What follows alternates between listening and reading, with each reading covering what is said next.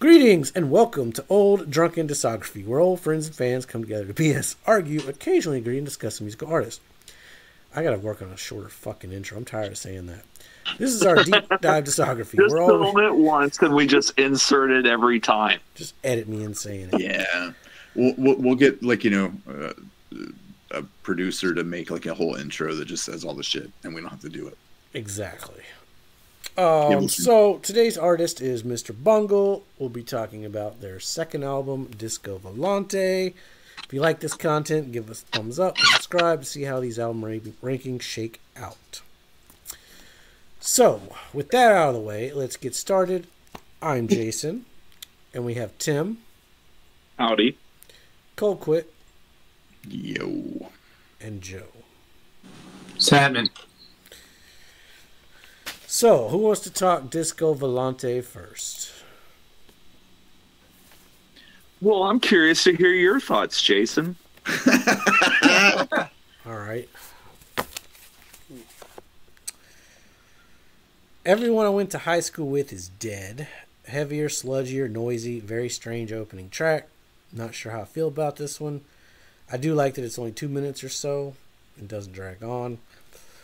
Chemical Marriage. Oh, snap. Carnival vibes again. Spotify lyrics don't know what to do with Patton. Kind of felt like a throwaway track. The organ towards the end was pretty cool. It was a very Danny Elfman. Forget the throwaway track line. By the end, this one was fucking cool. Carry Stress in the jaw. This was like acid jazz. Is that a thing? The drum rolls were crazy. It is a thing. It is a thing, yes. Oh, okay. Well, that fucking checks the boxes. Was there a stand-up bass in there? Then it just fucking rips. There's nothing out there like this that I've ever heard. Where was Sleep Part 1, though? That's my problem. Slowly Growing Death is retroactively Sleep Part 1. All three were written by Trevor Dunn, and they all relate to bodily ailments happening due to external forces. Okay, well, I'm glad that was cleared up, because I hate it when bands put out a Part 2, fucking no use for a name, and never give us a Part 1, so. Slowly Growing Death from the first album. Okay, that checks out. Sleep Part 2. The secrets. What the fuck happened to the bass is badass. The old man voice cracks me up. I do think this one goes on a little too long. Oh, that's the fucking segments. Never mind. Spy. Desert Search, a la Now We Are Into Techno, but not just any techno. Pat and Bungle techno, Congo drums, Egyptian vibes. The lyrics were lost on me, but the music had a lot of things going on. Sinister piano around the 4-minute mark. They are doing some repetitive, boring shit, and I was about to lose interest. But then the slower drum beat comes in, and damn, it was good. Valencia Domestica. I've never thought I'd ever say this sentence in my life, but this is the first song I ever heard that made me feel like I was listening to Iron Man and watching a Bela Lugosi film while riding a Splash Mountain at Euro Disney on acid.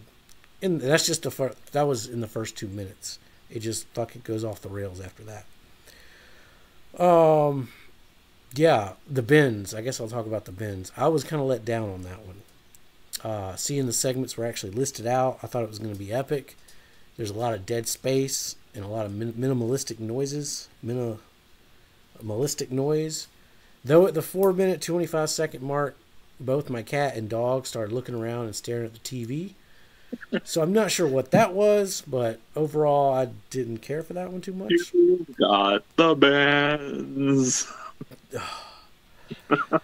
Merry Go Bye Bye, much better closing track than the first album. Has a church song feel to it for a bit, but it's swinging. But then it just fucking goes hard. Then I hear some Pac-Man eating pellets maybe. Did not like the random static shit, but then it goes even harder. There's some choir shit right before there's some western shit. This is a great one. I got more notes, but this album's fucking nuts. Yeah, I mean, strangest album to ever come out on a major label. Yeah. Potentially, yeah. I don't know what else to say about it. I mean, there's a lot to say about this album. I think it's a masterpiece, because it sounds very improvisational, but it's very thought out. Yeah, you alluded to it earlier. Carry Stress in the Jaw, like acid jazz. It's thrash metal, but it's also done with horns. It's pretty rad. Desert Search for Techno Allah is a great starting place if you haven't checked out the Secret Chiefs 3, which the Secret Chiefs 3 do stem from these sessions. My little plain recordings copy is a replica of the original that came with the 7-inch, and the B-side is the first official Secret Chiefs 3 track. Wait, show that clout. Wow. What number is that? Isn't that a limited release number? Oh, yeah. Where is it? There you go. Beautiful. Number 4 out of 1,000. Yeah. That's awesome. It's on green vinyl, green clear vinyl. Yeah, there's some issues with these plain pressings. I do want to eventually get the music on vinyl pressings that they've come out with. A friend of mine does have an original Warner Brothers copy with the double groove and the 7-inch, but it's still sealed. So we can't. I want to hear it, but he won't open it. So this is from a digital source. Oh. Still pretty. It's a great And sounding it's still record. the only physical copy I've been able to find of that Secret Chiefs 3 track. So it was good for me to get. It made sense. And yeah, Disco Volante, it's very James Bond soundtrack inspired. I can see that. Yeah, if you like, obviously the name of the boat in Thunderball, Disco Volante, and they covered Thunderball on the first album sessions. Yeah, there's so much. Everyone I went to high school with is dead. It's sludge before sludge is a thing.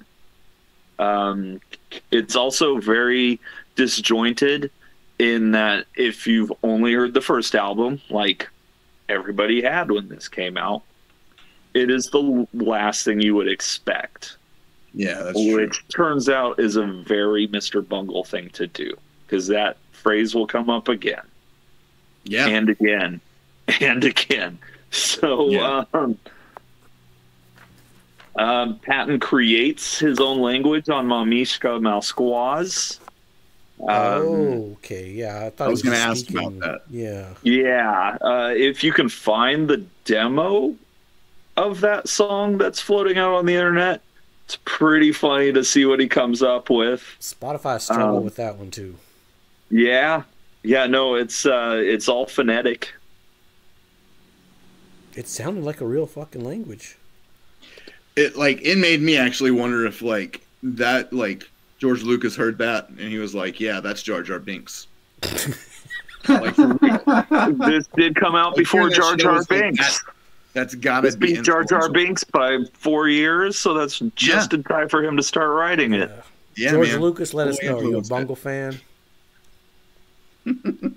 Hey, San Francisco, Bay Area, stay together. Yeah, man. Lucas Arts for life, I guess. Yeah, for real. All right. It is. It's a difficult album. It took me back in 1998, much like the first album, driving around delivering pizzas for 6 months. Well, the other 6 months that year was this album was in the CD over and over and over again in the car. And it took me a good 6 months to really even begin to digest it. There is so much here that it's interesting. So, we went 22 years. Yeah, 22 years between Mr. Bungle albums and their newest one. After that came out, I obviously went back to the discography. And after hearing that one, it kind of opened up Disco Volante even more for me. And like I really hear the metal in this album now that isn't necessarily on the surface, but rhythmically they're very related. Even though they do go full on, death metal in the middle of Merry Go Bye Bye, which when I saw them on the Snowcore tour where they came out dressed like the Village People and opened with a Burt Bacharach cover of What the World Needs Now Is Love, Sweet Love. They also played Merry Go Bye Bye at that show, and unbeknownst to everybody, the middle heavy part, instead of doing the album version, they played Raping Your Mind from the Raging Wrath of the Easter Bunny demo, which at that tour, the internet was really only becoming a thing as far as file sharing was going, so not too many people knew about it at that point. Crazy. So it's pretty cool. Yeah, I remember I got this on tape when it came out because I was at the record store and the artwork was just so cool. And I'd heard the first one, and this didn't look like clown music to me, so I bought it. And I don't think I ever got through side A because it was just so intense for my, 12, 13-year-old brain at the time. It was intense, man. And so I never gave it another shot. I kept the tape, though, because the artwork's so cool, man. I'm really taken by the artwork. It's so good. And also the color scheme, the gray with the green. It's I just love it. And if you took part in the $2 scam or whatever and sent them money through the post office in an envelope, they ended up sending you like more artwork, stickers, buttons, awesome. all kinds of good stuff. So a couple of blank pages in the CD booklet. They gave you stickers to like affix.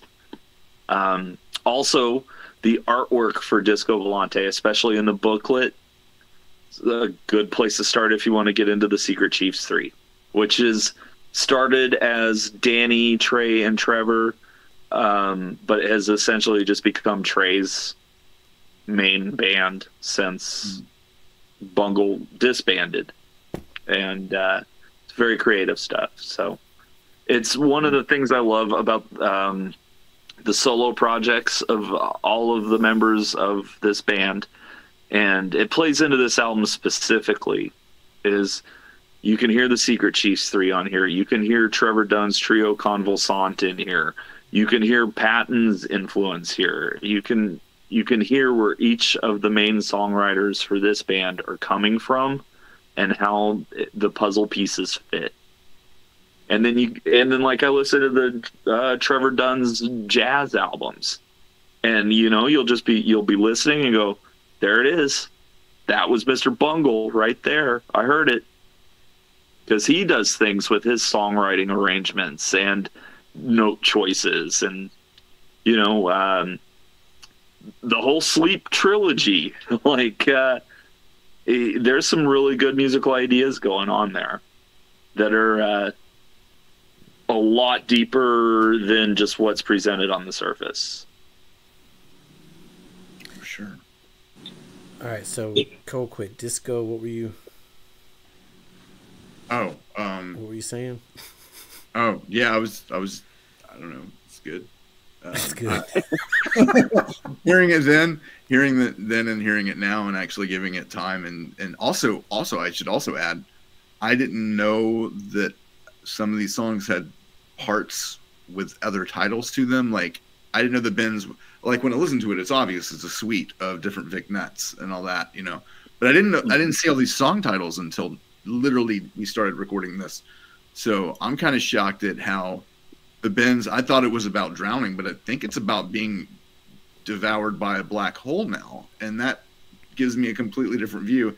And Tim also talking about the Bond thing, it didn't even click until he said that. And now I'm looking at the song titles. I'm like, yeah, it's obviously a Bond inspired record. Like that's just crazy.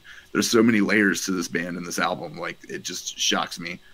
Like, I don't know, man. It's just a masterclass in weirdness and avant-garde like craziness. Like the first two songs kind of rolled over me, But then Carrie's Stress in the Jaw happened, and that is just a phenomenal piece of work. Like, that is crazy good. God, Desert Search for Techno Allah, outside of being one of the funniest titles ever, like, stretches what I was expecting even further. Like the jump from self-titled to this, it's not evident until you actually like start looking back at the other record after hearing this one. Like, it's just insane. Like, just again, the bends is just, that was, I don't know if I'd ever want to listen to it again, but the entire time I was listening to it, you better believe my goddamn attention was taken. Like, I was listening to it. Like, I could feel, like, I felt like I was being drowned and then coming to the surface super fast, and then all of my blood vessels burst and I died. And then the sharks with the freaking lasers in their heads show up. Yeah. And but now that I'm seeing that there's the one of the last one is what is it?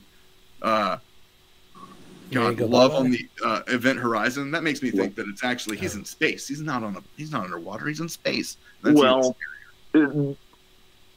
boiling hot euphemism there, though. The Event Horizon could be that moment as you drown. Oh, that's true too. Okay. Which ties in also with themes from Underwater Love from The Real Thing. Yeah. Yeah, I guess so. Yeah. You know, much like Surprise You're Dead and Carousel are pretty similar thematically. Yeah. I see that. That's awesome. Yeah. Yeah. There's a lot of connections. I actually think that there's a song about wanting to quit Faith No More on Faith No More's Album of the Year. And then there's a song about how happy he is about quitting Faith No More on California. Yeah. And then there's a song on Sol Invictus going, well, we changed our minds. That, you know, kind of completes the trilogy. Yeah, it's true. All right. Joe, what you got? For me, I mean, I was definitely primed for this album when I listened to it the first time. Like, I had been listening to California a lot. I've been listening to the first Fantomas record a bunch. And this is one of those albums that kind of changed my life. Like, it redirected what I was doing, like, with my own personal output at the time. It's very, like, I mean, I knew about the James Bond ties to it, like, but because I was reading everything I could about it at the time. But like, there's just so many moments on this record that could be inside a movie score somewhere. Like, it's obviously Violence Domestica, like, I mean, even Sleep, parts of the Bends, like, Desert Search for Techno Allah is fucking great. And I didn't find out until way later that Trey was kind of a raver at the time. Mm-hmm. And you can definitely hear it. Like, that song in general is some of my favorite, like, synth sounds ever. Like, if you listen to it in headphones, they just sound really nice, and they're running through, like, fuzz pedals and stuff. And but it's obviously a Trey written song. And yeah. So when I read that he was going to a lot of raves at the time, I was like, yeah, that makes a lot of sense. I could see that. Everyone I went to the high school with is dead. I've never been super into that one. Used to skip it. But the rest of the record was life-changing to me. Merry Go Bye Bye, it's got, like, kind of a surfy tune to it. And I love surf music, so I've always connected to that one. And I don't know. I still have the sense of humor of a teenager, so After School Special makes me laugh. Just generally, Mr. Bungle, I like music that doesn't take itself too seriously, and I feel like they take the music seriously, but they don't take the theme seriously, and I just love that. But yeah, this is just a great record, and I've listened to it a lot. It's funny that Platypus was the single, because I guess because technically it didn't even make the album. Well, and they had to put it on a bonus 7-inch because it didn't fit. That was a decision because it was the single, and they didn't have enough space on one vinyl for the whole album. So they're like, well, we'll just take the single and put it on a 7-inch and package it with it. Yeah, yeah. But really, like, you listen to Platypus and you're like, I guess if you're going to introduce someone to this record, this is a good song to introduce them with. It reminds me of like that's the song where I was like, okay, yeah, I can hear the self-titled vibe on this song more so than other songs. Yeah. Well, and in '95, I think if Warner Brothers had thrown a little cash their way and they were able to make like a groundbreaking video, then Chemical Marriage could have done some real damage because it's a real catchy song. It's really unconventional and not radio friendly. But man, it will get stuck in your head. Wait, so Platypus was the fucking single? Yeah, that was the thing. Yeah, right. Like I can even see Mary Go Bye-Bye. There were no singles from this album. My notes for Platypus. The drumming on this one had some funky bass, some weird wind instrument shit going on. Lyrics were funny. The platypus has the brain of a dolphin and can be seen driving a forklift in his habitat of Kilt. I like the crazy ass piano part going on. This was a fun one. But that was a fucking single? Yeah. No one played it. I would imagine. Honestly, Desert, single too. Yeah. In a weird way. Yeah. Oh, and sorry, this is off topic, but I just realized what Joe's hat was when he was looking down reading his notes. That's a badass hat. Thanks. That's all.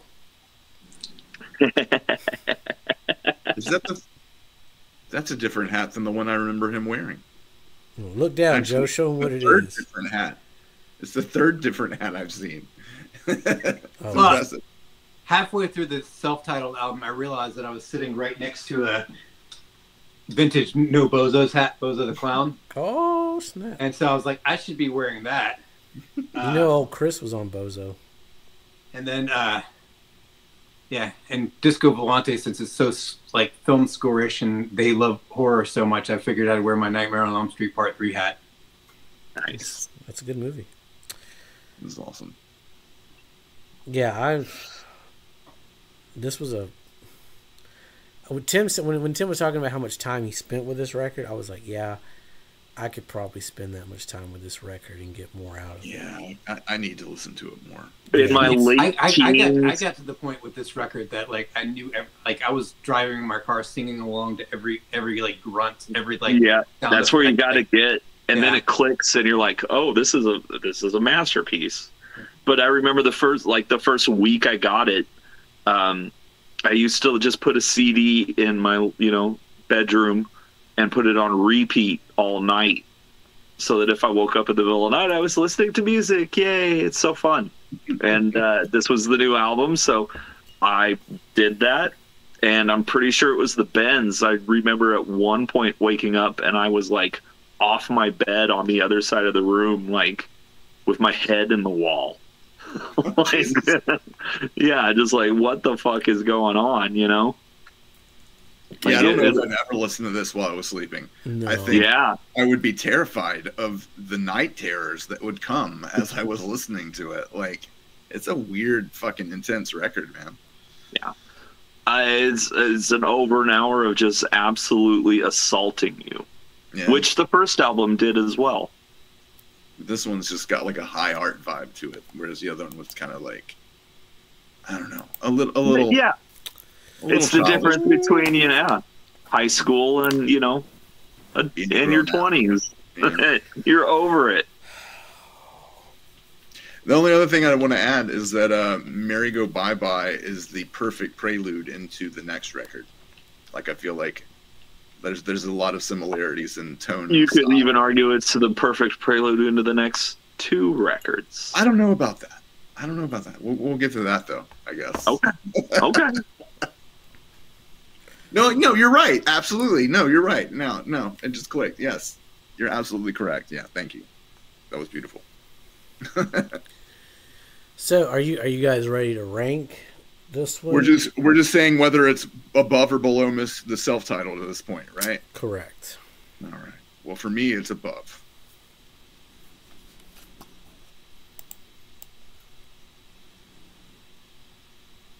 Not below, above. All right, little jump at it there because my sheet was fucked up. Nope, you did it wrong I again. did it wrong again. God damn it. You just don't agree, and that's okay. You know what? I'll just go ahead and go next. I don't agree. Yeah. Well, I do agree. I'm going to put it above the first album. Yeah, I know I'm going to be the opposite on this. Yeah, I put it above the first album too.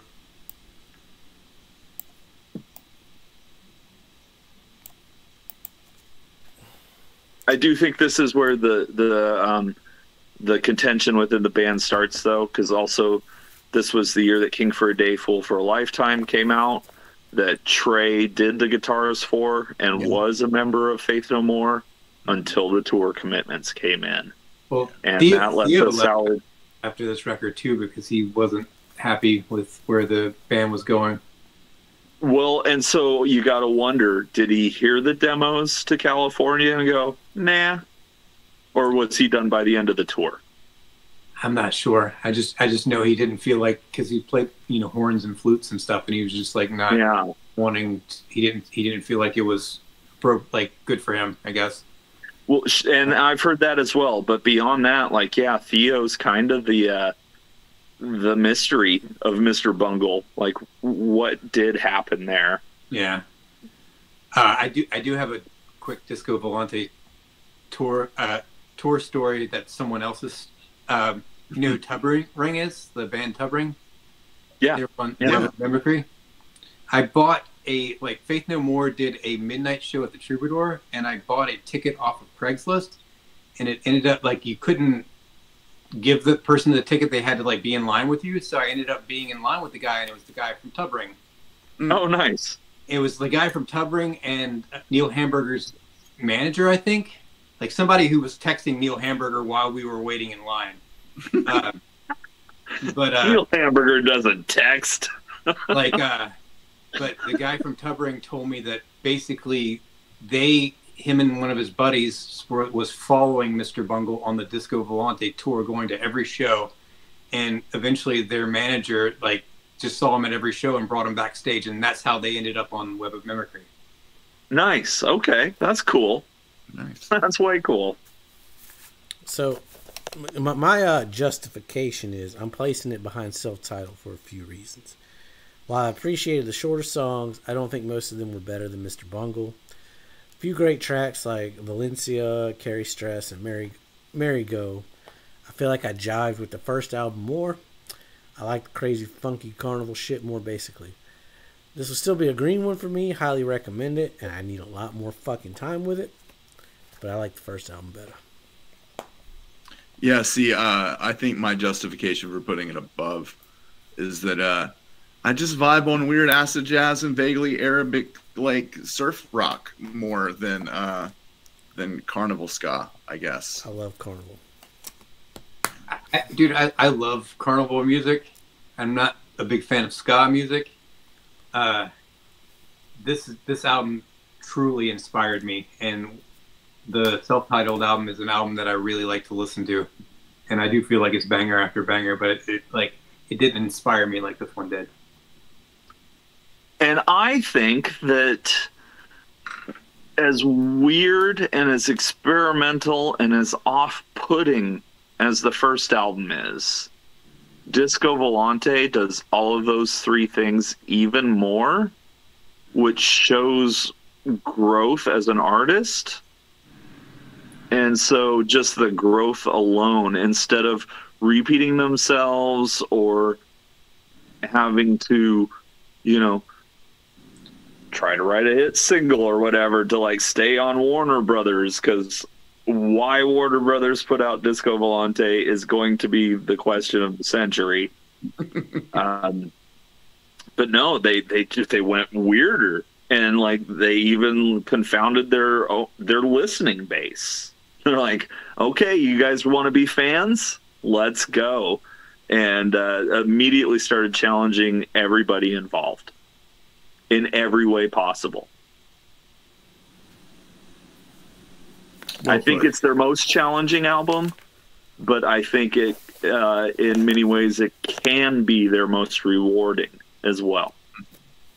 That's a fair statement. It's a challenge. Yeah, I agree with you. Album. I want to listen to it, kind of thing. Yeah. Because like Joe said, the more you listen to this, and once you get to the point where you're actually singing along, oh my goodness, this album opens up in a way that you're like, yeah, why wasn't this on the radio? Oh, that's right, because it's the radio. But it should have been on the radio, you know? Somebody should have picked this up. I mean, I also feel like, just as far as an artist, this is because there aren't as many like lyrics in this one. I feel like this is the first time that Patton did the thing that he does in lots of his other stuff now, where he just uses his voice as an instrument and not as a lead singer. Yeah. Which, so, that's true. I mentioned seeing the second Phantomas show, and nobody knew what to expect. It was a brand new supergroup. We all just went because we knew that it was going to be awesome. And I was, there at the time, so I could. And I remember I was riding the subway back to where I was staying. This was in New York City. And I was talking to a dude on the subway who was just at the show as well. And he's like, yeah, it was like that part in Squeeze Me Macaroni where he's going, ticka-ticka-doo, ticka-ticka-doo, ticka-ticka-doo. And, but it was the whole show. It was wild. And so, yeah, there are hints of it, before this. But I think you're right. This is really where he took the approach to use his voice not as like a vocal delivery system, but as an instrument. And so it doesn't really matter what you're saying, or even if you're saying anything at all, just the sound itself coming from your throat is what's important. All right. So, y'all ready to talk about California? Oh, sure. I should take a leak first. Well, yeah. This has been our discussion on Disco Violante. Give us a like and subscribe to your thoughts. And go use the restroom if you got. Let's see where it stacks up against. Don't be a Mr. Bungle. Don't be a Still Mr. drunk in discography. Wash your hands. Brush Be your safe. hair. Make good decisions. And watch more James Bond films.